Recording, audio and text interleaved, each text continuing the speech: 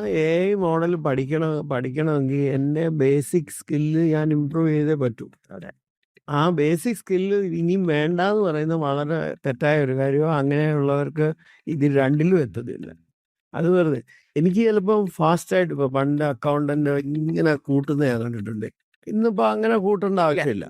പക്ഷേ എനിക്ക് 9+9 18 ആണെന്ന് അറിയാൻ വയ്യെങ്കിൽ ഇത് എന്തെങ്കിലും അബദ്ധം പറ്റിയാൽ ഞാനതെല്ലാം കാര്യോർ ചെയ്യും. അപ്പോൾ ഈ മോഡൽസിൻ്റെ ഒരു പ്രോബ്ലം എന്ന് പറയുന്നത് ഇതാണ്.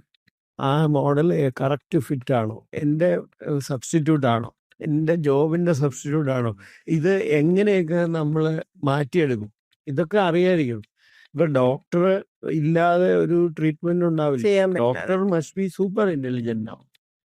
അതാണ് ഇതിന്റെ വ്യത്യാസം.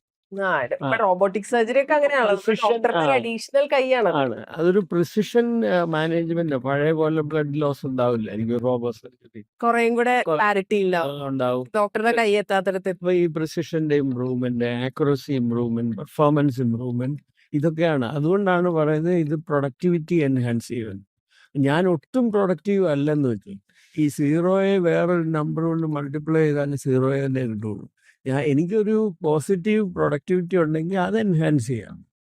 അതാണ് ഇവിടെ സംഭവിക്കാൻ പോകുന്നത്. അല്ലാതെ നമ്മൾ വളരെ തെറ്റിദ്ധരിച്ചിരിക്കുന്നതാണ്, ഇനി ജങ്കായിട്ടൊരു മനുഷ്യനെ വെച്ച് എല്ലാം ചെയ്യുക. അതൊന്നും നടക്കില്ല, ഒന്നും നടക്കാൻ പോകുന്നില്ല. ഇപ്പോൾ എക്സെപ്ഷൻ ഉണ്ടായാൽ അത് ഹാൻഡിൽ ചെയ്യാൻ ആളുണ്ട്.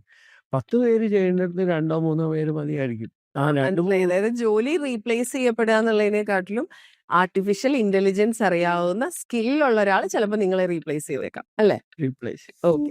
Investment in securities market are subject to market risks. Read all the related documents carefully before investing.